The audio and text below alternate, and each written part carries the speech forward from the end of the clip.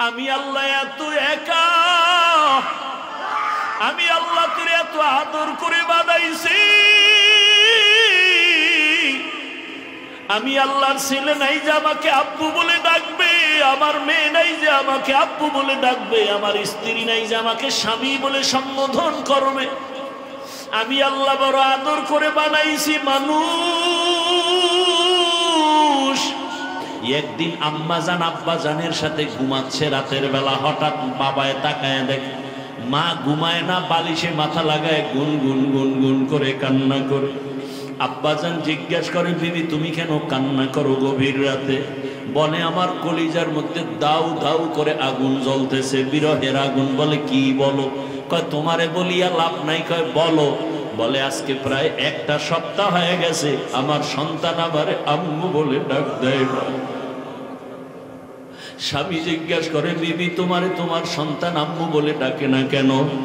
মা ডাক দিয়ে কয়, ও স্বামী আমার, এক সপ্তাহ আগে সন্তান একটা অন্যায় করেছিল, আমি একটা ধমক দিছি, সন্তান অভিমান কইরা আর আমার দিকে তাকায় না। বাবায় বলে, বিবি তুমি আরামে ঘুমাও, খানা খাও, এত টেনশন কেন? তোমার সন্তান আজ না কাল তোমার এসে ডাকবে, তোমার কাছে এসে বসবে। মা কান্না করে আর বলে, স্বামী সন্তান দেখি ঘরে আসে, নিজের খানা নিজে লয়া খায়, কিন্তু আমার দিকে তাকায় না। সন্তান আসে, বাসায় আইসা বের হয়ে যায়, আমারে আম্মু বলে ডাক দেয় না। আমি যতই চেষ্টা করি ঘুমাবো, আমার ঘুম আসে না আমার চোখে। খানার প্লেট নিয়ে বসি, আমার খানা ভেতরে যায় না।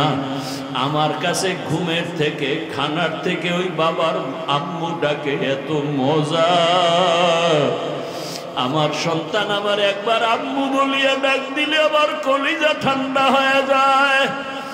এ কক্সবাজারের মানুষ, আরে তোমারে তো তোমার মা বানায় নাই, তোমাকে তোমার বাবায় বানায় নাই। মাত্র তোমার মা বাবা একটু জামা কাপড় আর খানা দেয়, সেই মা সেই বাবা তোমার একটু আব্বু আর আম্মু ডাক না শুনলে পাগল। তুমি ডাক না দিলে মায়ের কলিজা ভরে না, বাবার কলিজা ভরে না। একটু চিন্তা করো, যিনি তোমারে আমারে বানাইছে ওই আমার মাওলা কত আদর করে বানাইছেন। তোমার আমার মতো কত মানুষ দেখি মুখ দিয়া কথা বলতে পারে না, চোখের পানি ছিঁড়ে কাঁদে। আরে কত মানুষ দুই চক্ষু দিয়া দেখে না, কারো হাতে সমস্যা, কারো পায়ে সমস্যা। ওরে তোরে কে আমার থেকে দূরে সরাইয়া রাখছে? বান্দায়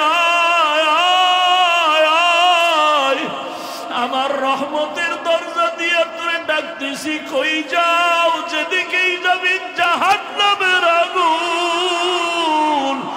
আল্লাহ বলবে, ফেরেশতা এই নাফরমানের ধর, এ দুনিয়াতে আমি কম সুযোগ দেই নাই। আমার দেওয়া পানি, বাতাস, সূর্যের আলো, চাঁদের আলো, নদীর মাছ খাইলো, গাছের ফল খাইলো, এরও কবরটাকে জাহান্নামের সাথে রাস্তা বানাইয়া দাও। একটা না দুইটা না, সব এসে কবর ভরে যাবে। আল্লাহ রাগ করে বলবেন, কবরের মাটি এই নাফরমানের দুই দিক থেকে জোরে জোরে চাপ দাও। এত জোরে কবরের মাটি দুই পার্শ্ব থেকে চাপ দিবে, হাড়গুলো চুরমার হয়ে যাবে। এরে কবরের আযাবের পরে কঠিন আযাব হাসরের মাঠ। আম্মা জান আয়েশা বলে, নবী আপনি কেন কাঁদেন? নবী বলেন, ও আয়েশা, হাসরের মাঠের কথা মনে পড়ে গেছে আমার উম্মত। হাসরের ময়দানে নারী পুরুষ সব উলঙ্গ দাঁড়াবে, সূর্যটা নিচে নেমে আসবে, সূর্যের গরমে মাটি হয়ে যাবে তামা। নাফরমান গুনাহগারের মাথার মগজগুলো টাস টাস করে ফেটে যাবে। ওদিকে জাহান্নামের আওয়াজ, জাহান্নাম চিল্লায় বলবে, আল্লাহ বেনামাজি গুলো কই? আমার পেটে দাও, আমার পেটে ক্ষুধা। আল্লাহ বলবে রে জাহান্নাম অপেক্ষা কর, বিচার শেষ করার পরে তোর পেটের খানা দিব বেনামাজি গুনাহগার।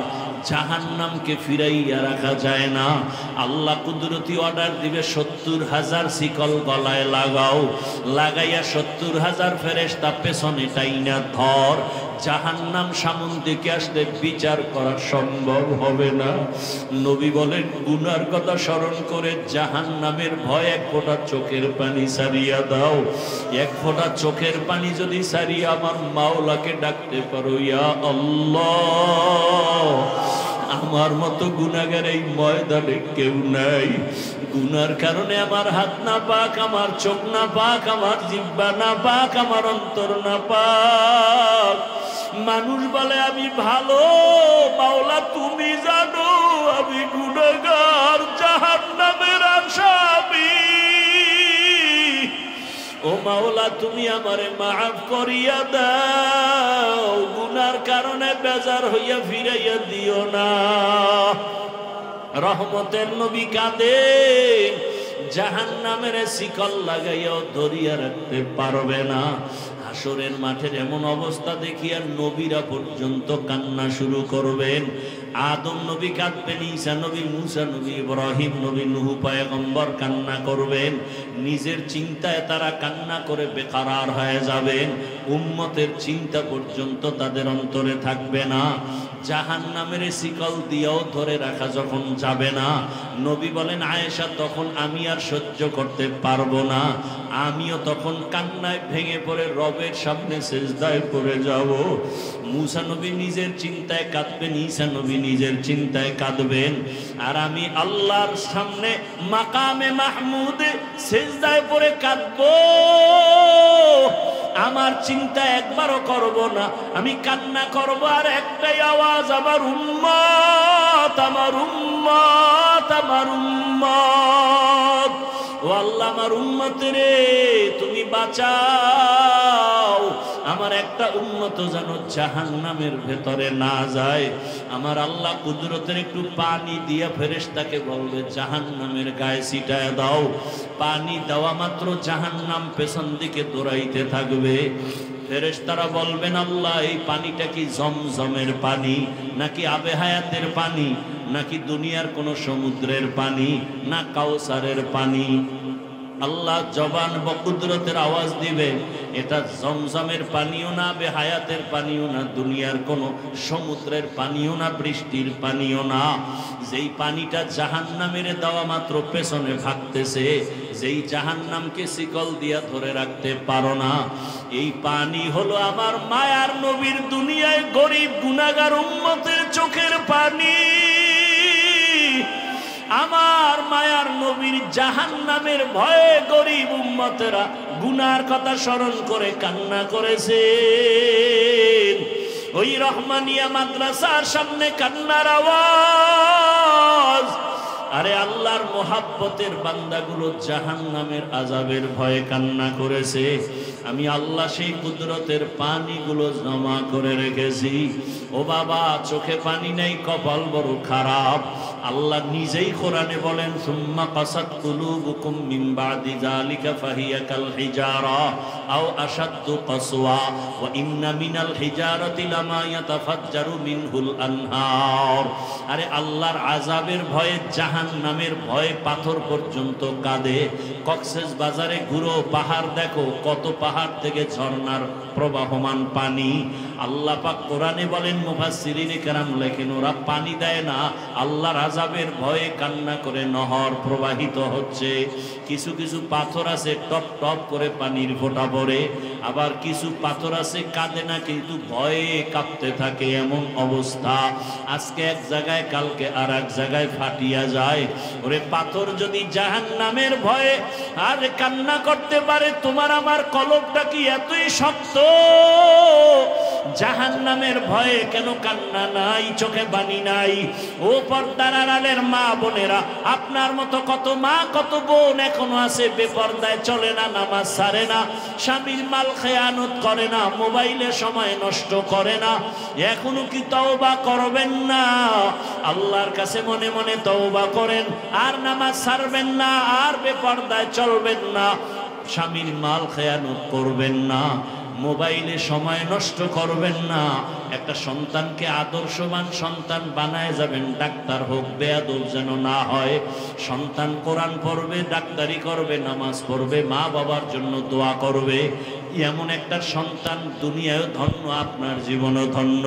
ও যুবক বাবারা, আল্লাহর কাছে তওবা করো, মনে মনে আল্লাহকে বলবে, আল্লাহ জীবনে চোখের গুনাহ করলাম, হাতের গুনাহ করলাম, জবানে কত গুনাহ করলাম। আল্লাহ আমাদের অন্তরকে গুনাহমুক্ত করে দেন, তওবাওয়ালা জিন্দেগি আমাদের দান করেন। কেমন মায়ার নবী আমার, যেই নবী যেখানে কদম রাখেন ওই জায়গা থেকে মিশকের ঘেরান আসে। ও নবীর আশিক উম্মতেরা, ওই নবীর আদর্শ মানার কারণে মক্কার চূড়ান্ত খারাপ মানুষগুলো এত দামি হয়ে গেল। আল্লাহ তাআলা তাদেরকে দুনিয়ায় জান্নাতের সুসংবাদ দিয়ে দিলেন। জান্নাতের সুসংবাদ পাওয়ার পরেও তাদের মধ্যে এতটা তাকওয়া বেশি যে জান্নাতের সুসংবাদ পাইয়াও তারা জীবনভর কান্না করেছে। আবু বকরের কান্না, ওমরের কান্নার ইতিহাস, সাহাবায়ে কেরামের কান্নার ইতিহাস, এমনকি রহমতের নবীরও কান্না। আম্মা জান আয়েশা রাদিয়াল্লাহু আনহা, যেই মায়ের রাসূলের সাথে 6 বছর বয়সে বিবাহ, 9 বছর বয়সে নবীজির ঘরে আসলেন আম্মা জান আয়েশা। 18 বছর যখন বয়স, আম্মা জানের থেকে রহমতের নবী বিদায় নিয়ে চলে গেলেন দুনিয়ায়, দুনিয়া থেকে বিদায় নিলেন। ভালো করে খেয়াল করেন, আম্মা জানের সাথে নবীর বিবাহ 6 বছরের সময়, 9 বছর বয়সে নবীর ঘরে আসছেন। 18 বছর বয়স যখন হলো তখন নবী দুনিয়া থেকে বিদায় নিলেন। একটু চিন্তা করে বলবেন, আম্মা জান নবীর ঘর করলেন কত বছর? কথা বলেন না কেন? 9 বছর বয়স, টোটাল বয়স কত? 18 বছর। আমি কেমন দয়ার মালিক! রাতের বেলা তুমি 2টায় বাসায় যাইয়া ঘরের দরওয়াজায় সালাম দেওয়ার আওয়াজ দাও, দরজা খুলো, বিবি এমন ঘুম দিছে, মোবাইলে রিং বাজতেছে, বাহির থেকে আমি শুনি কিন্তু বউ শুনে না। মাথা গরম, এমন ঘুম মনে হয় আধা মরা। দরজা খুলে না, ভেতরের মোবাইলের রিংটোনের আওয়াজ বাইরে শুনি কিন্তু স্ত্রী শুনে না। কিন্তু আল্লাহর কুদরত, এত আওয়াজ! মাঝে মাঝে অনেক জায়গায় শুনি চোর ঢুকিয়া ঘরের মাল সামানা নিয়ে যায়, এমনকি স্ত্রীর কানের অলংকারও নিয়ে যায়, টের পায় না। কিন্তু আল্লাহর কুদরতটা দেখছেননি? মায়ের পার্শ্বে আমি শিশু অবস্থায় যখন শুয়েছিলাম, যত মা কাঁচা ঘুমে থাক, বাচ্চা একটু হালকা আওয়াজ দিলেই মা সজা। আরে একটা শিশু বাচ্চার ওজন 3-4-5 কেজি, বিশাল দেহ নিয়ে মা পাশে ঘুমায়, এত ঘুম। আম্মা যদি ঘুমের মধ্যে আমি শিশু বাচ্চার উপরে ঘুরে দিয়া পড়িয়া যায়, চাপ লাগে, বাচ্চা মরে যাবে অবস্থা। কিন্তু আজও পর্যন্ত কোনোদিন শুনি নাই ঘুমের মধ্যে মা কাত হইয়া বাচ্চার উপরে পড়ে গেছে, ঘুমের মধ্যে বাচ্চা মারা গেছে। শুনছেন? পাহারা দেখে আপনার বাবা। আল্লাহ বলেন, আমাকে চিনো, আমি আল্লাহ তোমার উপরে কেমন দয়া করেছি। তোমার আগে আমি আল্লাহ ছাড়া কেউ ছিল না, এখনো কেউ নাই। যেদিন তোমার কেউ থাকবে না সেদিনও তোমার আপন থাকবো আমি আল্লাহ। ওই আল্লাহকে ভুলিয়া কই যাইতেছ রে মুমিন? ওই আল্লাহকে চিনো না? আমার আল্লাহ কেমন? তেরা আয়না আলমে রঙ্গ বুহে তেরা আয়না, आलमे रंग बू है जिधर दिखता हो उधर तू ही है। আল্লাহকে দেখতে চাও, আল্লাহর আয়নার দিকে তাকাও। বিল্ডিং এত সুন্দর, কয় ইঞ্জিনিয়ার বড় ভালো, কয় ইঞ্জিনিয়ারের চিনুনি, কয় না। তার ডিগ্রি জানুনি, বলে না। কেমনে বলছো ইঞ্জিনিয়ার ভালো? বলে তার বানানো বিল্ডিং আর ডিজাইন দেখে বলি ইঞ্জিনিয়ার ভালো। আমার আল্লাহরে দেখছুনি? কয় না। আমার আল্লাহর সাথে সম্পর্ক আসেনি? কয় না। আমার আল্লাহ কেমন? দেখ, আমার আল্লাহ এমন সুন্দর একটা কণ্ঠ দান করেছেন, যিনি এত সুন্দর কণ্ঠ দিছেন তিনি না জানি আরো কত সুন্দর। যিনি এত সুন্দর চেহারা দান করেছেন তিনি না জানি আরো কত সুন্দর। সূর্যের দিকে তাকাইয়া দেখো কত সুন্দর একটা সূর্য। যিনি বানাইছেন তিনি না জানি আরো কত সুন্দর। জমিনের দিকে তাকাও, এত সুন্দর জমিনটা যিনি বানাইছেন তিনি আরো কত সুন্দর। তেরা আয়না आलू में रंग बूहे जिधर देखता हो उधर तू ही तू है। যেদিকেই তাকাইবে বান্দা সেদিকেই তো আল্লাহর কুদরতের ঘেরান আসবে। নাক ঠিক করো, আল্লাহর কুদরতের ঘেরান নাকে আসবে। আল্লাহকে চিনো, আল্লাহর মতো দয়াময় কেউ নাই, আল্লাহর মতো আমার আপন কেউ নাই। সব স্বার্থপর, আমার আল্লাহর কোনো স্বার্থ নাই। আল্লাহ তাআলা বলেন তুই চাওয়ার আগে সব দিয়ে দিলাম।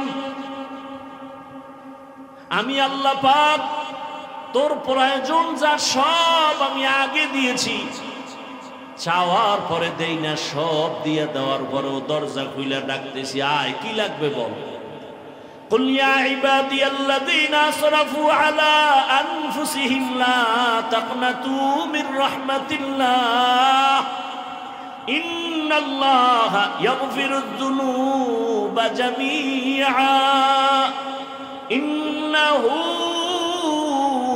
هو الغفور الرحيم।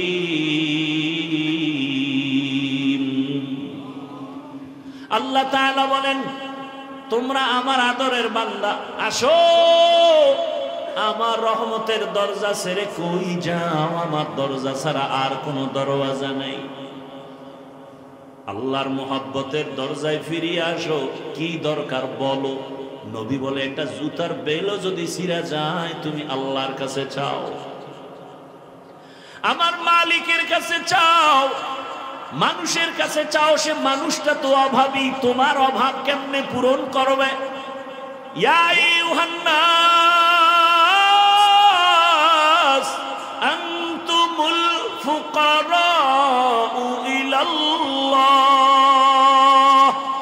ওয়াল্লাহু হুয়াল গানিয়্যুল হামিদ।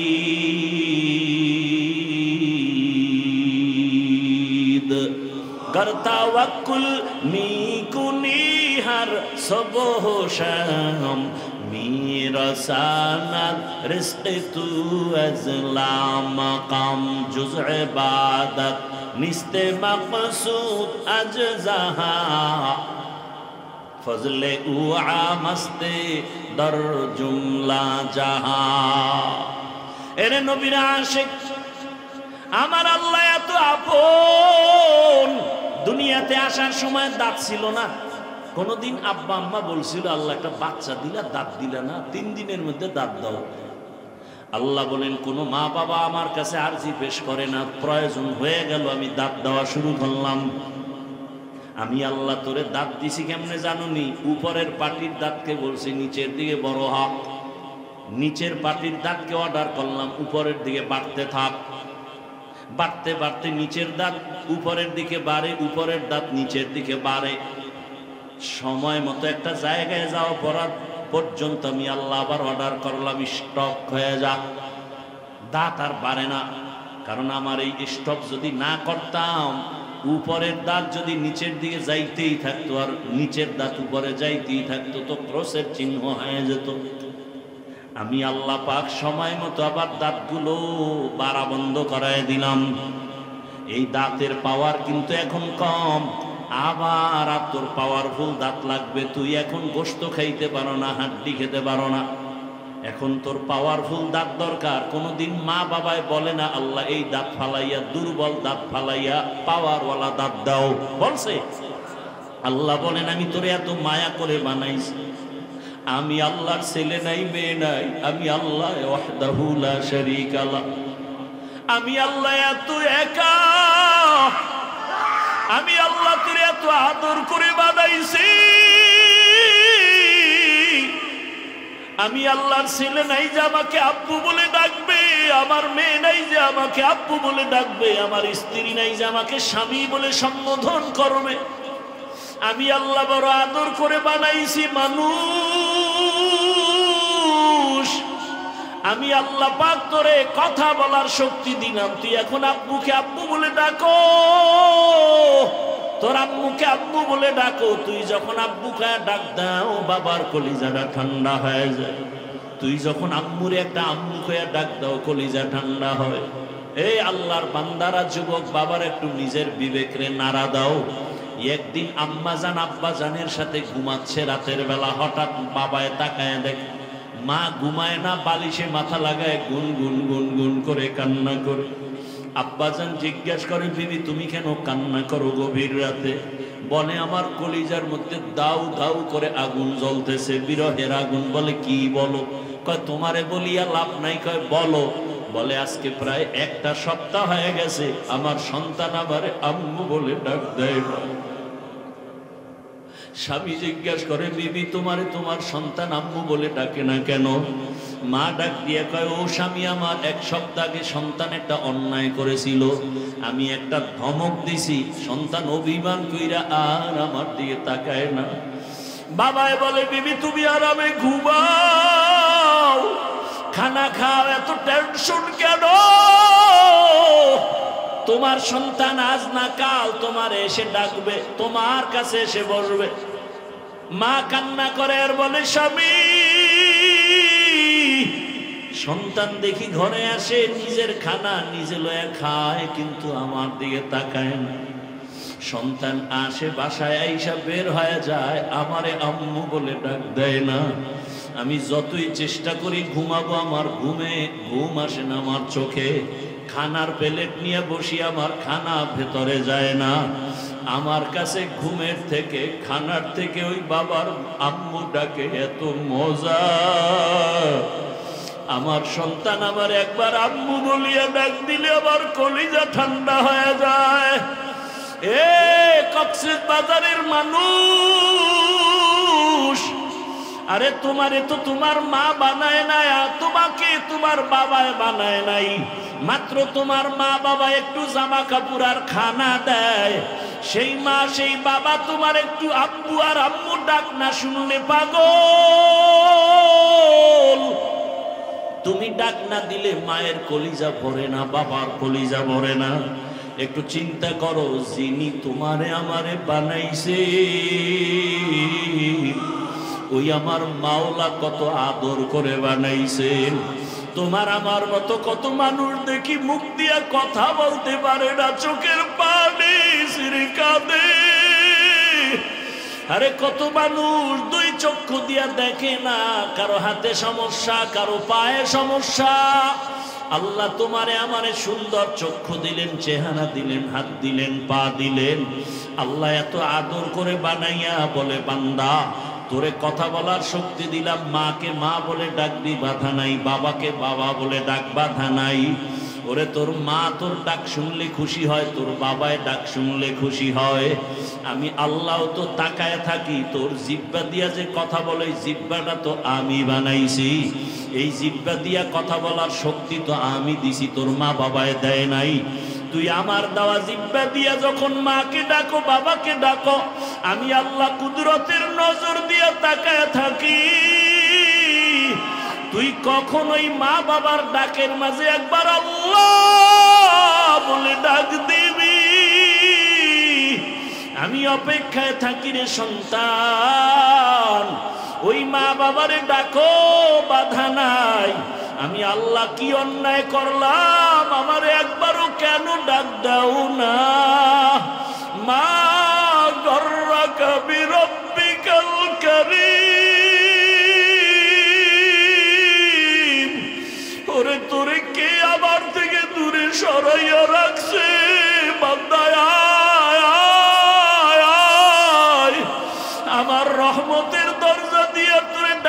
বানাইছি, কই যাও, যেদিকেই যাবি জাহান্নামের আগুন।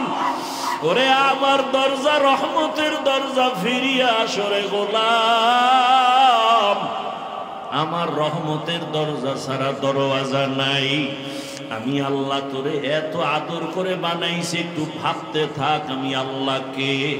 আমি আল্লাহকে চিনার জন্য আমেরিকা, লন্ডন যাওয়ার প্রয়োজন নাই, বরং আমি আল্লাহকে যদি খুঁজো, নিজের নিয়ে একটু ফিকির কর। ওয়াফি আনফুসিকুম আফালা তুবসিরুন, নিজের মধ্যে বা কই আমার মাওলা কেমন কুদরতের মাওলা, এত সুন্দর চেহারা দিলেন, এত সুন্দর চক্ষু দান করলেন, জবান দিলেন কথা বলার জন্য। আমার আল্লাহকে তালাশ করতে বান্দা দূরে যাওয়া লাগবে না। ওয়া নাহনু আকরাবু ইলাইহি মিন হাবলিল ওয়ারিদ ওয়া হুয়া মাআকুম আইনামা কুনতুম। ও বান্দা, তুমি যেদিকেই তাকাও না কেন আমি আল্লাহকে ফাঁকি দেওয়ার সুযোগ নাই। ফাআইনামা তুওয়াল্লু ফাসাম্মা ওয়াজহুল্লাহ। हर रंग में तू, हर बू में तू, हर जा में तू, हर दम। हर रंग में तू, हर बू में तू, हर जा में तू, हर दम। देखता हो जिधर चाहता हो आपके रहम करूम। देखता हो जिधर चाहता हो आपके रहम करूम। तू दिल में तू आता है, समझ में नहीं आता। तू दिल में तू आता है, समझ में नहीं आता। बस जान लिया मैं तेरे पहचानो यही है। बस जान लिया मैं तेरे पहचानो यही है। আল্লাহ বলেন, ও বান্দা, আমার মোহাব্বতের বন্ধনে তুমি চলে যাও, তোমার দুনিয়াতে কোনো পেরেশানি থাকবে না। মান কানা লিল্লাহ কানাল্লাহু লা, যে ব্যক্তি আমার আল্লাহর হয়ে যাবে, গোটা দুনিয়া তার গোলাম হয়ে যাবে। ক্বালা রাসূলুল্লাহ সাল্লাল্লাহু আলাইহি ওয়া আলিহি ওয়াসাল্লাম, আদ-দুনিয়া খুলিকাত লাকুম ওয়া আন্নাকুম খুলিকতুম লিল আখিরাহ। নবীজি বলেন, দুনিয়ার সব কিছু তোমার আমার গোলাম, আর তোমাকে আমাকে আমার আল্লাহ বানাইছেন তার গোলাম। আল্লাহ পাক বলেন, ওয়ামা খালাকুতুল জিন্না ওয়াল ইনসা ইল্লা লিয়াবুদুন। মা খালাকুতুল জিন্না ওয়াল ইনসি বাখা জুজ ইবাদাত নিস্তে মাকসুদ আজ্জাহা। আল্লাহ তাআলা বলেন, আমি মানুষ আর জিনকে সৃষ্টি করি নাই। আল্লাহ বলেন, হ্যাঁ করেছি, একটা কাজের জন্য, ইবাদতের জন্য। বলেন কার ইবাদত? জোরে বলেন, আল্লাহর ইবাদত। ভালো করে বুঝি, আল্লাহ বলেন আমি মানুষ ও জিন সৃষ্টি করি নাই, হ্যাঁ করেছি ইবাদতের জন্য। আল্লাহ পাক ডাইরেক্ট বললেই তো হয়ে যাইতো, আমি মানুষ ও জিনকে ইবাদতের জন্য বানাইছি। প্রথমে নেতিবাচক আওয়াজ দিলেন, তোমাদের সৃষ্টি করি নাই। এরপরে আবার বললেন, হ্যাঁ করেছি ইবাদতের জন্য। আল্লাহ ঘুরাইয়া বললেন, কেন? ফি'লুল হাকিম লা ইয়াখলু আনিল হিকমা। হাকিমের কাজ হিকমত থেকে খালি না, জ্ঞানীদের কাজ জ্ঞান থেকে শূন্য না। আল্লাহ এমন বললেন কেন? মানুষের জেহেন আর অন্তরকে খালি করে ফেললেন। তোমার জেহেন অন্তর খালি করো, তোমাকে বানানোই হয় নাই। এইবার অন্তরে একটা কথাই ঢুকাও, তোমার মৃত্যু পর্যন্ত জীবনে কাজ একটা, আর কোনো কাজ তোমার দুনিয়াতে নাই। ওই একটা কাজের নাম হলো ইবাদত। কাজের নাম কি? এবার বুঝার চেষ্টা করেন ইবাদত কি, ইবাদত কেন, ইবাদত কিভাবে। এই অনেকে মনে করে ইবাদত মানি তসবিহ হাতে নাও, পাগড়ি লাগাও, মসজিদে যাও, জিকির করো, তেলাওয়াত করো, ইবাদত শেষ হয়ে গেছে। না না, ভালো করে বুঝবেন ইবাদত কি, ইবাদত কেন, ইবাদত কিভাবে। এই তিনটা প্রশ্নের জবাব দিয়ে মুনাজাত হয়ে যাবে। ধৈর্য হবে তো ইনশাআল্লাহ? আল্লাহ কবুল করেন। আরো আস্তে করে বলেন ইবাদত কি, কেন, কিভাবে বলার আগে আয়াতটার উপরে আরো 2-4 মিনিট কথা। আল্লাহ তাআলা বললেন আমি মানুষ ও জিন বানাবার একমাত্র কারণ ইবাদত। অনেক মুফাসসিরিনে কেরাম এখানে ইবাদতের ব্যাখ্যা করতে গিয়ে লেখছেন লিয়াবুদুনের ব্যাখ্যায় বলেছেন আয় লিয়ারিফুন। আরাফা ইয়ারিফু থেকে মারিফাত, মারিফাত মানে আল্লাহর পরিচয় লাভ করা। মারিফাত মানে কি? কথা বলতে হবে। মারিফাত মানে আল্লাহ পরিচয় লাভ করা। তাহলে আয়াত কি হইল এখন? ইবাদত মানে মারিফাত অর্জন করা। তো আয়াতটা কেমন হবে? বলে ওয়ামা খালাকতুল জিন্না ওয়াল ইনসা ইল্লা লিয়ারিফুন। ইবাদত মানে মারিফাত, মারিফাত মানে পরিচয় লাভ করা। কার পরিচয়? এখন প্রশ্ন, আল্লাহ যদি মারিফতের জন্যই আমাদের বানায় থাকেন তাহলে ইবাদত শব্দ না বলে ডাইরেক্ট মারিফতের শব্দ দিয়ে বলতেন লিয়ারিফুন। ব্যাখ্যায় গিয়া কেন আর মারিফতের কথা? আল্লাহ তাআলা ডাইরেক্ট যদি বলতেন আমি মারিফতের জন্য সৃষ্টি করেছি, আরে এখানেই তো আল্লাহর কুদরত, এখানেই তো বালাগাত ফাসাহাত, এখানেই তো আল্লাহর কথার অলংকার। আল্লাহ কেমন কুদরতের মালিক, এক একটা শব্দ দিয়া বান্দা গবেষণা করো, তোমার জীবন চলে যাবে আমার মাওলার জ্ঞানের সীমানা তুমি খুঁজে পাবা না।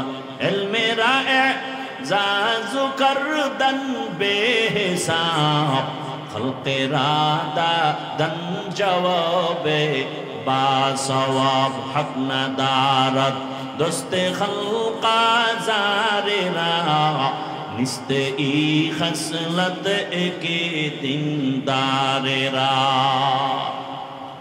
আল্লাহ তো আলিমুল গায়বি ওয়াস শাহাদা, আল্লাহ তো গায়বের মালিক।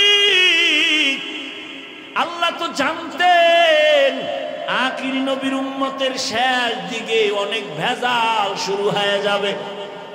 একদল মানুষ মাইক লইয়া চিল্লায় বলবে মারিফত বলতে কিছু নাই। এই রকম বলনেওয়ালা আপনাদের জানা মতে কেউ আসেনি এই যুগে? সত্য কথা স্বীকার করবেন না? মারিফত বলতে কিছু নাই। আল্লাহ তাআলা বুঝাইলেন আরে উপরের কাভার দেখা তুমি নির্ণয় করিও না ভেতরের হালাত। এই যে বয়ানে উঠার আগে আপনাদের মতো লিসাবের ছেলে বয়ানে আসবো, কলা দিছে, কলা, ওই কলা আমার খুব প্রিয় কলা, বা ঢাকায় বলে বাংলা কলা, দুধ দিয়ে খায়, গাভীর দুধ কলা, কোথাও কুবরি কলা বলে। খুব মজার, আপনাদের এই এলাকায় এটা বেশি পাওয়া যায়।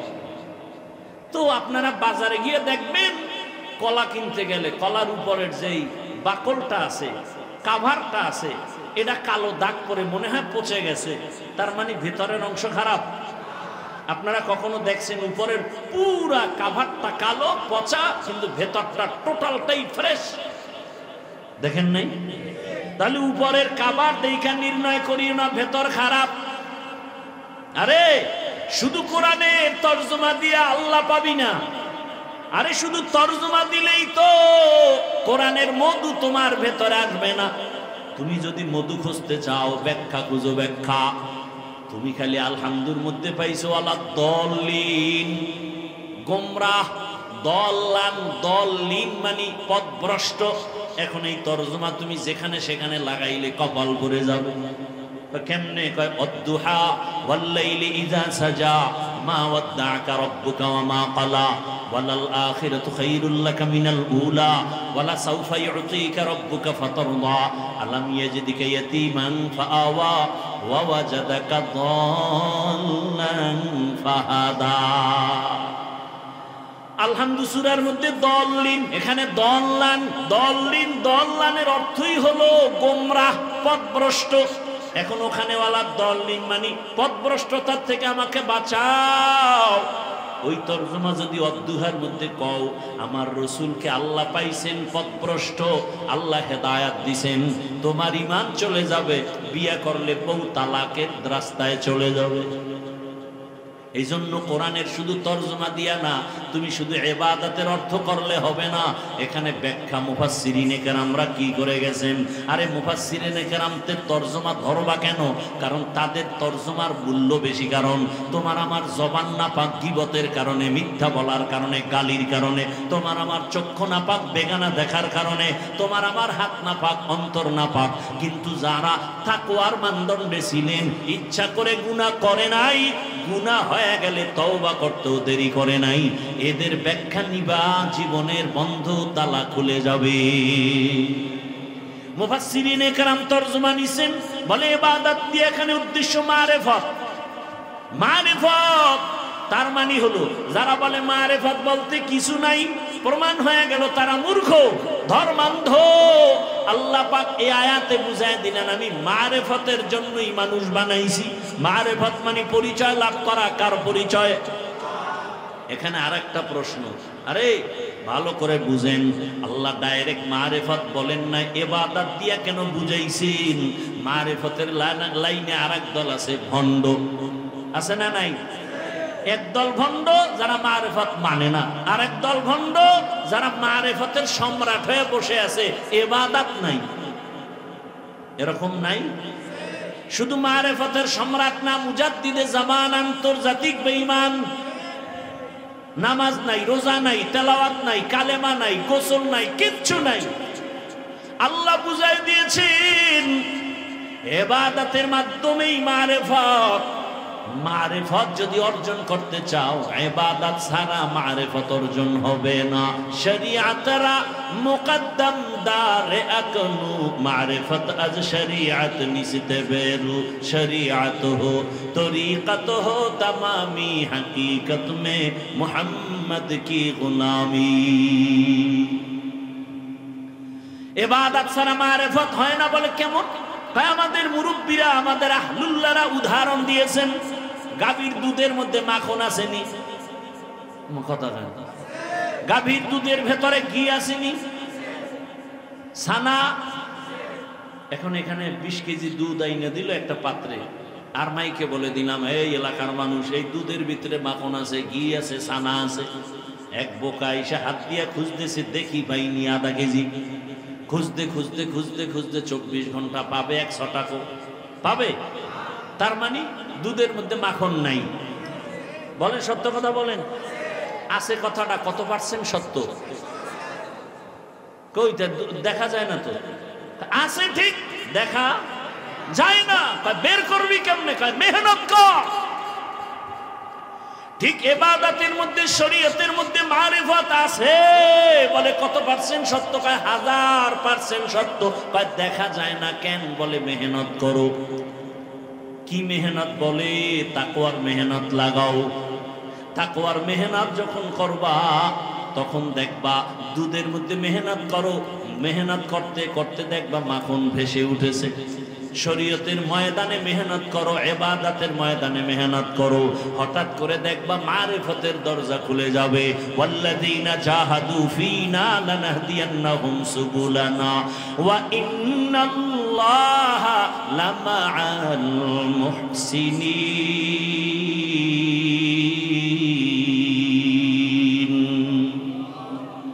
আল্লাহর মোহাব্বত নিয়ে বান্দা ময়দানে আগাইতে থাকো, চেষ্টা করে যাও। আস-সা'য়ু মিন্নি ওয়াল ইতমামু মিনাল্লাহ।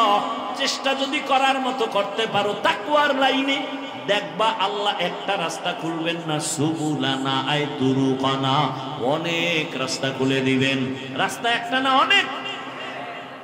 যেই কোন রাস্তা দিয়ে দৌড় দিবা, সামনে গিয়ে দেখবা জান্নাতের দরজা খুলে যাবে। ইমামে আবু হানিফার দরজা দিয়ে ঢোকো, দেখবা ওখানে সামনে আগাইতে আগাইতে সিরাতাল মুস্তাকিমের সাথে মোলাকাত। ইমাম শাফিঈ রাহমাতুল্লাহ আলাইহির মাযহাব মাইনে ওই রাস্তায় ঢুকো, দৌড়াও, দেখবা সিরাতাল মুস্তাকিমের সাথে মোলাকাত। ইমাম মালিক রাহমাতুল্লাহ আলাইহির রাস্তায় দৌড়াও, সামনে গিয়ে দেখবা সিরাতাল মুস্তাকিমের সাথে মোলাকাত। ইমাম আহমদ বিন হাম্বলের রাস্তায় দৌড়াও, সামনে গিয়ে দেখবা সিরাতাল মুস্তাকিমের সাথে মোলাকাত হয়ে যাবে সবাই। কারণ এরা তাকওয়ার ময়দানে নিজেদের জীবনকে সুন্দরভাবে আস্তর করে নিয়েছেন। ওরে আল্লাহর বান্দা, এদের তাকওয়ার কোনো অভাব নাই। ইমামে আজম কি পরিমাণ তাকওয়াওয়ালা, সারা রাত বয়ান করলে শেষ করা যাবে। লাকাদ জানাল বিলাদা ওয়া মান আলাইহা ইমামুল মুসলিমিনা আবু হানিফা। এবার আসেন ইবাদত কি, ইবাদত কেন, ইবাদত কিভাবে, ইবাদত কি? কথার জবাব হলো মানুষের জীবনের প্রত্যেকটা সাইডে আল্লাহর হুকুম বাস্তবায়ন করে চলার নাম ইবাদত। আল্লাহর হুকুম জীবনে বাস্তবায়ন করার নাম ইবাদত। আল্লাহর হুকুম নাই এমন কোন রাস্তা, এমন কোন কাজ মুমিনের নাই। আপনি বাথরুমে যাবেন, সেখানেও আপনার আল্লাহর নির্দেশনা। কেমনে ঘুমাবেন, কেমনে খাবেন, কিভাবে ব্যবসা করবেন, চাকরি করবেন, সব জায়গায় আল্লাহর হুকুম বাস্তবায়ন করেন ইবাদত। দুনিয়াতে যা করবেন সব ইবাদত। এই ইবাদত কেন করব? কেন বলে ইবাদত করার মূল টার্গেট আমার রবের সাথে মোলাকাত। ইবাদত করার মাকসাদ হলো রবের সাথে মোলাকাত, বিনিময়ে পুরস্কার পাবো, শান্তির ঠিকানা জান্নাত। ফামান কানা ইয়ারজু লিকা রাব্বিহি ফালইআমাল আমালান সালিহা ওয়া লা ইউশরিক বিইবাদাতি রাব্বিহি আহাদা। বান্দা, তুমি আমার মোলাকাত যদি চাও, নেক আমল করো, শিরকের গুনাহ থেকে নিজেকে বাঁচাও। তো ইবাদত কেন করব? রবের সাথে হবে মোলাকাত, বিনিময়ে পুরস্কার পাবো জান্নাত। আল্লাহ তাআলা সে জান্নাত আমাকে বিনা হিসাবে দিবেন। ইন্নাল্লাযীনা আমানু ওয়া আমিলুস সালিহাত কানাত লাহুম জান্নাতুল ফিরদাউসি নুজুলা। ইবাদত কিভাবে করব? মনে চাইছে পূর্ব দিকে ফিরে নামাজে দাঁড়াবো, হবে না। মনে চাইছে উল্টা পাল্টা মন গড়া যাকাত দিব, হবে না। কয় এক কথায় জবাব, ইবাদত কি? জীবনে আল্লাহর হুকুম বাস্তবায়ন করার নাম ইবাদত। কেন করব? রবের মোলাকাত, বিনিময়ে পুরস্কার জান্নাত। কিভাবে করব? এক কথায় জবাব, রাসূলের আদর্শ অনুযায়ী। কার আদর্শ? আর কারো আদর্শ মানা যাবে? রাসূলের আদর্শ পারফেক্ট, পাওয়ারফুল। এক কথায় জবাব, রাসূলের আদর্শই হলো পাক, দুনিয়ার বাকি সবার আদর্শ হলো নাপাক। দুনিয়ার সবার আদর্শ একমাত্র নবীর আদর্শই পাক, দুনিয়াওয়ালাদের আদর্শ নাপাক। কেন? কয় বান্দার চোখ নাপাক, অন্তর নাপাক, জবান নাপাক, ওই বান্দা খায়ও নাপাক। তিন বেলা খাইয়া যারা বিড়ি টানে, মদ পান করে, এদের অন্তর বড় নষ্ট, এদের বিবেক বড় নষ্ট, এদের পাক পবিত্রতার কোনো ভালাই নাই। এরে নবীর উম্মতের দল, রাসূলের আদর্শ দিয়াই জীবনটারে পাক করো। কারণ আমার রাসূল এমন পবিত্র জীবন নিয়ে দুনিয়াতে আসছেন। নবীজির ঘাম থেকে মেশকের ঘেরান। কেমন মায়ার নবী আমার, যেই নবী যেখানে কদম রাখেন ওই জায়গা থেকে মেশকের ঘেরান আসে। ও নবীর আশিক উম্মতেরা, ওই নবীর আদর্শ মানার কারণে মক্কার চূড়ান্ত খারাপ মানুষগুলো এত দামি হয়ে গেল। আল্লাহ তাআলা তাদেরকে দুনিয়ায় জান্নাতের সুসংবাদ দিয়ে দিলেন। জান্নাতের সুসংবাদ পাওয়ার পরেও তাদের মধ্যে এতটা তাকওয়া বেশি যে জান্নাতের সুসংবাদ পাইয়াও তারা জীবনভর কান্না করেছে। আবু বকরের কান্না, ওমরের কান্নার ইতিহাস, সাহাবায়ে কেরামের কান্নার ইতিহাস, এমনকি রহমতের নবীরও কান্না। আম্মা জান আয়েশা রাদিয়াল্লাহু আনহা, যেই মায়ের রাসূলের সাথে 6 বছর বয়সে বিবাহ, 9 বছর বয়সে নবীজির ঘরে আসলেন আম্মা জান আয়েশা। 18 বছর যখন বয়স, আম্মাজানের থেকে রহমতের নবী বিদায় নিয়ে চলে গেলেন দুনিয়ায়। দুনিয়া থেকে বিদায় নিলেন। ভালো করে খেয়াল করেন, আম্মাজানের সাথে নবীর বিবাহ 6 বছরের সময়। 9 বছর বয়সে নবীর ঘরে আসছেন। 18 বছর বয়স যখন হলো, তখন নবী দুনিয়া থেকে বিদায় নিলেন। একটু চিন্তা করে বলবেন, আম্মাজান নবীর ঘর করলেন কত বছর? কথা বলেন না কেন? 9 বছর বয়স, টোটাল বয়স কত? 18 বছর। আমার দেশের বহু বোনদের 18 বছরের বিয়েই হয় না। হয় না তো হয় না।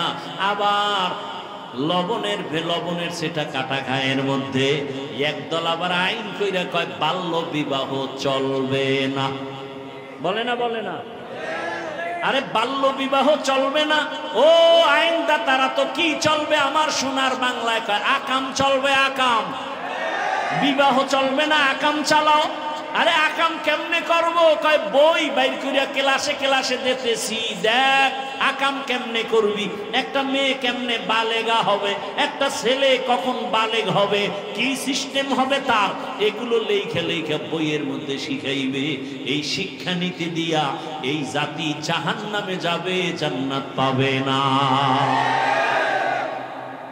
একই অক্ষর, একই বর্ণ স্কুলেও পড়ায়, আমরা মাদ্রাসায় পড়াই। স্বর ও স্বরে আ, স্কুলে গিয়া শিখে স্বরে ওতে ওয়াজাগর। আমাদের মাদ্রাসায় এসে শেখে স্বরে ওতে অজু। ব্যবধান আছে না? একই অক্ষর স্কুলে শিখে সরায়া আপা, একই অক্ষর মাদ্রাসায় এসে শেখে সরায়াতে আল্লাহ। মাদ্রাসায় এসে কবিতা শিখে রব্বি জিদনি ইলমা, মা বাবার জন্য দোয়া শিখে রব্বির হামহুমা কামা রব্বায়ানি সগীরা। আর স্কুলে গিয়া সেই সন্তানটা কবিতা পড়ে হাম টিমা টিম টিম। ঠিক নি? জাতির কপাল পুড়েছে। জুলাই আন্দোলন করে চোরে কক্সেস বাজারের যুবক, স্বাধীন আন্দোলন কইরা এখনো কেন কি স্বাধীন পাইছো? এখনো কেন আমার আলেমরা রাস্তায় আন্দোলন করে? এখনো কেন শিক্ষক শিক্ষিকার আন্দোলন করে? আরে শুনতেছি নাকি গান শিখাবার জন্য মাস্টার রেডি করে দিতেছে, গান শিখাবে। আল্লাহর কোরআন শিখানোর জন্য কোন টিচার দিবে খবর নাই। এই নিয়মগো স্বাধীনতার ফল। গান শিখাইতে মাস্টার দিতেছে, আল্লাহর কোরআন শিখাবার জন্য কোনো টিচার দেওয়ার চিন্তাও নাই। ওই যে একটু আগে বলছিলাম কিনা জানা নাই, শিয়ালের হাতে মুরগি দিলে যা হয়, মাদ্রাসা মসজিদ আর ধর্মের চাবি সুদখোর ঘুষখোর আর মদখোরের হাতে দিলে ইসলামের অবস্থা তো এটাই হবে। আল্লাহ হেদায়েত দান করুন। ভাইরা আমার, বলারও মানুষ নাই, শুনারও মানুষ নাই, বিরোধিতা করার মানুষের অভাব নাই। বলারও মানুষ নাই, শুনারও মানুষ নাই, বিরোধিতা করার অভাব নাই। হুজুর এই বয়ান করলেন কেন? তোমার সমস্যা কি? ইসলামের বয়ান, কোরআনের বয়ান, হাদিসের বয়ান, সমস্যা কি? সুদের বয়ান করছে, কয় হুজুর 1 মাসের জন্য ছুটি। কি কি বিষয়? কয় শিয়ালের রাতে মুরগি, কথা বলা যাবে না, কথা কইলি মুরগি খেয়ে লাগবে। বুঝেন বুঝেন কিছু? কি বুঝছেন? এই জমিনে যোগ্য উলামায়ে কেরামের অভাব নাই। কোরআনের বয়ান চলবে, মাদ্রাসা চলবে। সুদখোর থেকে অনুমতি নিতে হবে কেন? ঘুষখোর থেকে অনুমতি নিতে হবে কেন? আল্লাহ হেদায়েত দান করুন, আল্লাহ হেদায়েত দান করুন। জুলাই আন্দোলন হয়েছে, আবার ওয়াজে বাধা কেন? স্বাধীন হয়েছে এই জন্য। হ্যাঁ, আমি তো ঢাকায় ঘোষণা দিছি, ওয়াজে বাধা দেয় কোন বদমাস, কোন বেয়াদব, এদের কথা রেকর্ড করে আমাদেরকে দাও। এই চূড়ান্ত জালেমের বিরুদ্ধে নতুন করে আবার আন্দোলন করতে হবে। আল্লাহ হেদায়েত দান করুন। ওয়ামা খালাকতুল জিন্না ওয়াল ইনসা ইল্লা লিয়াবুদুন। রহমতের নবীর আদর্শের মাধ্যমে ইবাদত করো, নবীর আদর্শে ব্যবসা করো ইবাদত, চাকরি করো ইবাদত, ঘুমাও ইবাদত, হাসো ইবাদত, বাথরুমে যাও ইবাদত, নবীর আদর্শে। আর নবীর আদর্শ বাদ দিয়া নামাজ পড়বা হবে না, নবীর আদর্শ বাদ দিয়া যাকাত দিবা কবুল হবে না, নবীর আদর্শ বাদ দিয়া তুমি রোজা রাখবা কবুল হবে না। একজনে 30 রোজা রাখা যদি মনের আবেগে বলে ঈদের দিনও রোজা রাখি, হবে? কেন? বলে রসুলের আদর্শের মধ্যে নাই। তুমি জীবনের সব কাজ করবা ইবাদত বানাইয়া, হতে হবে রসুলের আদর্শ অনুযায়ী। কারণ দুনিয়ার সবার আদর্শ না পাক, একমাত্র রসুলের আদর্শই হলো পাক। নবীর আদর্শ পাওয়ার কারণে সাহাবায়ে কেরাম না খাইয়া পেটে পাথর বেঁধেছেন, এরপরও হারাম খায় নাই। কি? এরপরও হারামের কাছেও যায় নাই। রহমতের নবী পর্যন্ত আল্লাহর আযাবের ভয়ে কান্না করেছেন উম্মতের জন্য। আর আমরা সে উম্মত, কান্না তো নাই, কেউ কান্না করলেও আমরা সহ্য করতে পারি না। ও যুবক বাবারা, ও বৃদ্ধ বাবাজি, পর্দার আড়ালের মা বোনেরা, ওয়াজ তো আপনারা কম জানেন না, কিন্তু ফলাফল কি? কয়দিন আর দুনিয়াতে বাঁচবেন? ও যুবক বাবা, আপনারাও মুসলমান, আমিও মুসলমান, আপনার আমার আল্লাহ এক, নবী এক, কোরআন এক।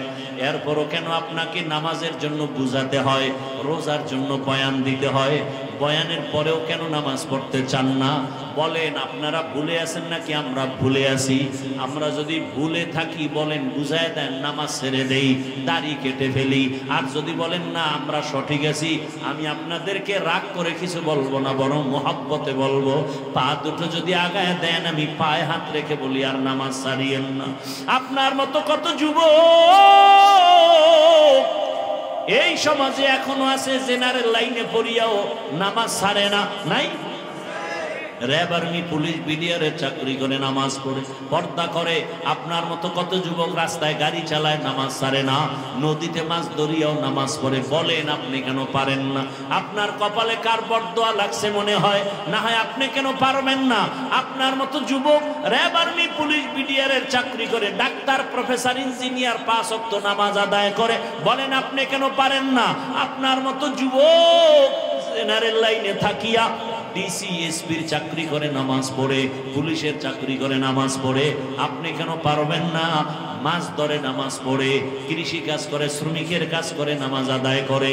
আপনার কপাল কেন খারাপ? আপনি কেন আজান শুনে মসজিদে যান না? আবার মনে মনে ভাবেন নামাজ না পড়লে সমস্যা নাই। ও আল্লাহর বান্দা, জীবনে তো মন মতো চইলে গুনাহ কম করেন নাই। মনে চাইছে নামাজ পড়বেন না, দাড়ি রাখবেন না, রাখেন নাই। মনে চাইছে পার্কে পার্কে ঘুরবেন, ঘুরছেন। মনে চাইছে বেপরদার আড্ডায় যাবেন, গেছেন। মনে চাইছে সারা রাত দরওয়াজা জানালা বন্ধ করে মোবাইলে জেনা করবেন, হাতের জেনা, চোখের জেনা, অন্তরের জেনা। জীবনের সব গুনাহ করলেন। ও আল্লাহর বান্দা, এখনো কি অন্তরের শখ মিটে নাই? আরো কতবার নামাজ ছাড়লে, আর কতবার পার্কে পার্কে ঘুরলে, বেপরদার আড্ডায় গেলে আপনার মনের শখ মিটে যাবে বলেন? এবং আমাকে এই কথাও বলেন, আপনার হায়াতের বাকি আর কতদিন? এই কক্সবাজার সমুদ্রে কত প্রাণ নিয়ে গেল খবর নাই, বাসের তলে পরে কত প্রাণ চলে গেল খবর নাই। কয়েকদিন আগে দেখেন নাই, একটা ছেলে বিদেশে চাকরি করে আসছে, যুবক, বিবাহিত, একটা মেয়ে, বাচ্চাও আছে, মেয়ে ছেলে তাও জানি না। বাড়িতে আসছে অনেক দিন পরে, স্বর্ণ আর টাকা নিয়া এয়ারপোর্টে গেছে তার পরিবারের সবাই আগায় আনতে। গাড়িতে উঠলো, যাইতে আনন্দে আনন্দে বাড়িতে রওনা। বাড়ির কাছাকাছি যাইয়া গাড়িটা পানির মধ্যে পড়ে গেল, বাচ্চাও মরে গেল, স্ত্রীও মরে গেল। ওই আল্লাহর বান্দা কান্না করে। মানুষ বিয়া করিয়া সংসার চালায়, খাইয়া না খাইয়া এক জায়গায় থাকিয়া একটা আনন্দ আছে। আমি বিয়ার পরে বাহিরে গেলাম, আমার সে আনন্দ হলো না। আজকে কয়েক বছর পরে আসলাম, টাকা নিয়ে আসলাম, আমার স্ত্রীর অলংকার নিয়ে আসলাম, আনন্দ করব। আমার কপাল কেন এত খারাপ যে আজ আমার সন্তানটা আমার হাতের উপরে মরিয়া গেল, আমার চোখের সামনে, আমার হাতের সামনে স্ত্রী মারা গেল, আমার জিন্দেগি সব বরবাদ হয়ে গেল। এমন একটা দিন নাই যুবকের লাশের খবর নাই। ও বাবা, আজকে তুমি এখানে বয়ান শুনতেছো, আল্লাহ না করুন বুঝাবার জন্য বলি, আগামীকাল এই টাইমে হতে পারো তুমি হসপিটালের রোগী, অথবা আল্লাহ যদি তোমাকে ডাক দিয়া নিয়ে যায়, কোথায় যাওয়া? মা যখন ঘুম থেকে ডাকবে দেখবে শরীর ঠান্ডা বরফ হয়ে গেছে, শক্ত। একটা চিৎকার দিয়া মা বলবে আমার সন্তান দুনিয়ায় বেঁচে নাই। বাবায় কান্না করবে, বাজারে যাবে কাফন কেনার জন্য। কেউ বলবে গরম পানি কর, গোসল দে, আর কবর খনন কর। তোমার আমার গায়ের গেঞ্জিটা বেলেট দিয়া কেটে কেটে রেখে দিবে। ঘর থেকে লাশটা নামাইয়া গরম পানির গোসল দিয়া কাফন পরাবে। যখন জানাজার দিকে নিবে, মা জানালা দিয়া চিল্লায় বলবে আমার বাবারে কই নাই। আমার বাবায় কি আমারে আম্মু বলে আর ডাক দিবে না? আমার বাবার জবানে আম্মু ডাকে কত মজা পাইতাম। বিদায় বেলা একবার আমার চেহারাটা দেখাও। আমার বাবারে তো আর জীবনে দেখতে পারবো না। জানাজা পড়ায় কবরে রেখে সব চলে যাবে, কেউ নাই। তোমার আমার এখন ডানে বামে সামনে পেছনে মাটি, অন্ধকার, কেউ নাই। দুইজন ফেরেশতা আসবে প্রশ্ন করার জন্য, রবের পরিচয় দাও, ধর্মের পরিচয় দাও, রাহমাতুল লিল আলামিনের পরিচয় দাও। ওরে যারা কালেমা না নিয়া কবরের বিছানায় যাইবা,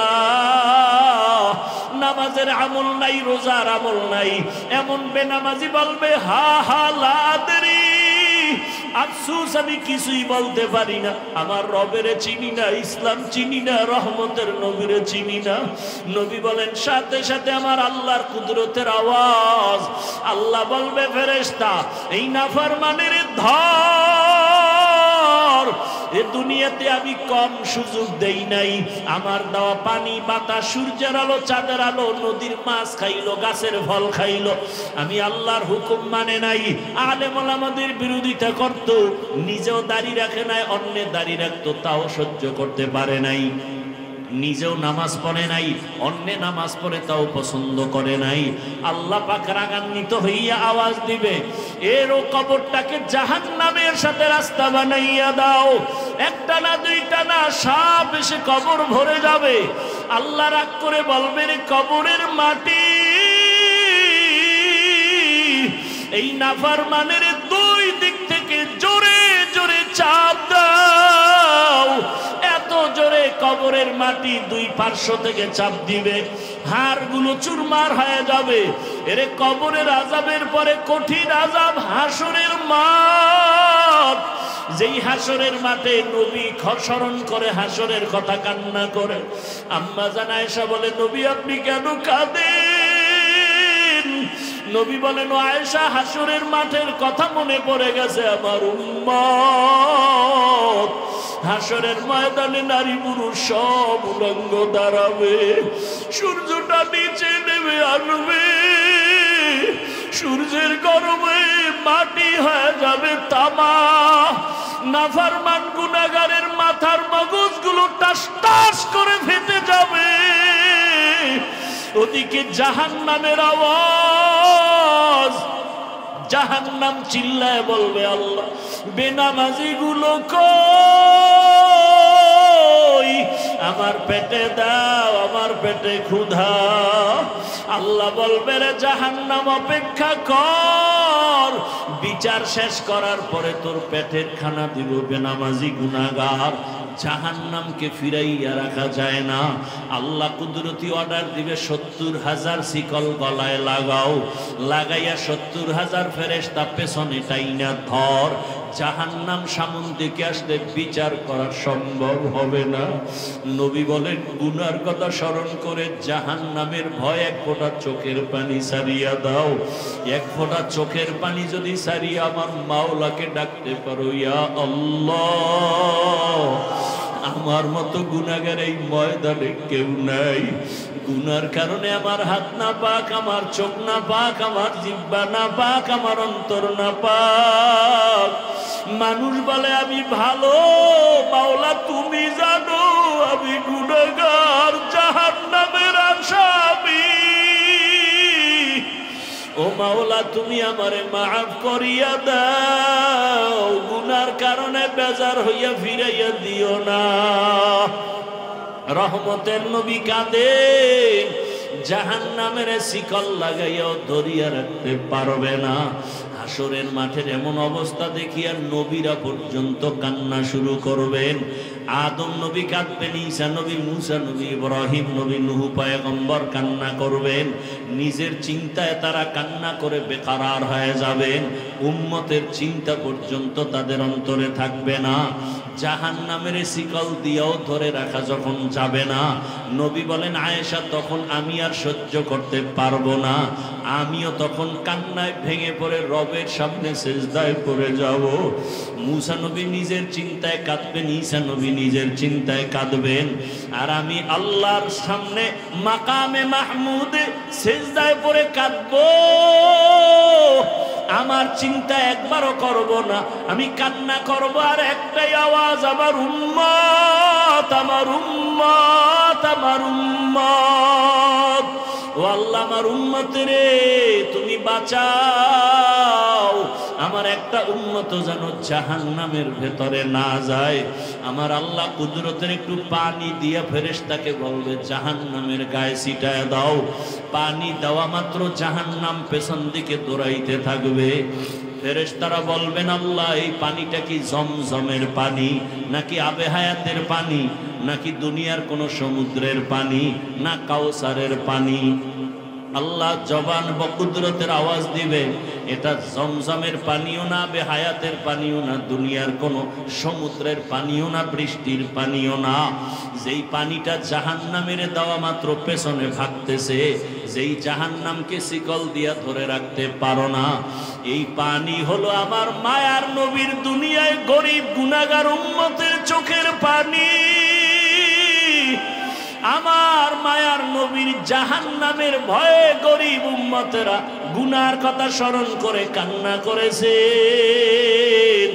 ওই রহমানিয়া মাদ্রাসার সামনে কান্নার আওয়াজ। আরে আল্লাহর মোহাব্বতের বান্দাগুলো জাহান্নামের আযাবের ভয়ে কান্না করেছে। আমি আল্লাহ সেই কুদরতের পানিগুলো জমা করে রেখেছি।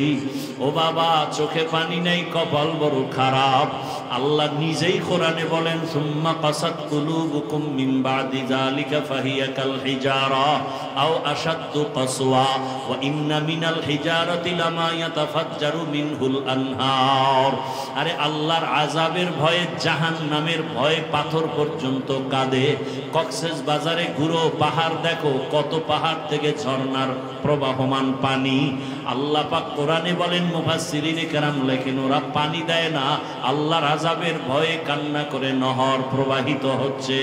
কিছু কিছু পাথর আছে টপ টপ করে পানির ফোঁটা পড়ে, আবার কিছু পাথর আছে কাঁদে না কিন্তু ভয়ে কাঁপতে থাকে, এমন অবস্থা। আজকে এক জায়গায়, কালকে আর এক জায়গায় ফাটিয়া যায়। ওরে পাথর যদি জাহান্নামের ভয়ে আর কান্না করতে পারে, তোমার আমার কলবটা কি এতই শক্ত? জাহান্নামের ভয়ে কেন কান্না নাই, চোখে পানি নাই? ও পর্দার আড়ালের মা বোনেরা, আপনার মতো কত মা কত বোন এখনো আছে বেপর্দায় চলে না, নামাজ ছাড়ে না, স্বামীর মাল খেয়ানত করে না, মোবাইলে সময় নষ্ট করে না। এখনো কি তওবা করবেন না? আল্লাহর কাছে মনে মনে তওবা করেন, আর নামাজ ছাড়বেন না, আর বেপর্দায় চলবেন না, স্বামীর মাল খেয়ানত করবেন না, মোবাইলে সময় নষ্ট করবেন না। একটা সন্তানকে আদর্শবান সন্তান বানায় যাবেন, ডাক্তার হোক, বেয়াদব যেন না হয়। সন্তান কোরআন পড়বে, ডাক্তারি করবে, নামাজ পড়বে, মা বাবার জন্য দোয়া করবে, এমন একটা সন্তান দুনিয়ায় ধন্য, আপনার জীবনও ধন্য। ও যুবক বাবারা, আল্লাহর কাছে তওবা করো, মনে মনে আল্লাহকে বলবে, আল্লাহ জীবনে চোখের গুনাহ করলাম, হাতের গুনাহ করলাম, জবানে কত গুনাহ করলাম, আজকে তওবার নিয়ত করে ফেলেছি। আমার মতো যুবক যদি রাস্তায় গাড়ি চালায়, জেনারেল লাইনে থাকিয়াও নামাজ পড়ে, আমি পারি না কেন? ও আল্লাহ, আমার মতো যুবক চাকরি করে, ব্যবসা করে, নামাজ পড়ে, আমি কেন পারি না? আজকে থেকে তওবা করে ফেললাম, মরিয়া গেল আর নামাজ ছাড়বো না, দাড়ি কাটবো না, বেপর্দায় চলবো না। মা বাবার দোয়া নিয়ে, শিক্ষকের দোয়া নিয়ে, উলামায়ে কেরামের দোয়া পরামর্শ নিয়ে চলবো।